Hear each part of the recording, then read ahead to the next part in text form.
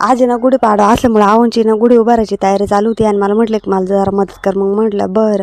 मग आहे ना आऊनी ना गुढी उभारली आणि मी ना त्यासमोर जरा विस्तू ठेवला आणि त्या विस्तूवर पीठ आणि तूप ओतलं. त्याच्यानंतर आहे ना नैवेद्य ठेवून ना माझी गुढीची पूजा पूर्ण झाली. त्याच्यानंतर गुढीचे दर्शन घेतले आणि म्हटलं याचा एखादा व्हिडिओ घ्यावा. चाळकवाडी टोल नाका क्रॉस करून आहे ना आम्ही ना पुढचा प्रवास चालू केला आणि त्यानंतर घारगावच्या माऊली घाटात येऊन जरा व्हिडिओ आणि फोटो घेतले.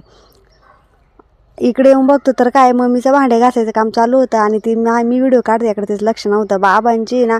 बाबांनी जरा आऊंची विचारपूस करायला सुरुवात केली आणि धनू आऊंच्या मांडीवर तर डायरेक्ट जाऊन बसली.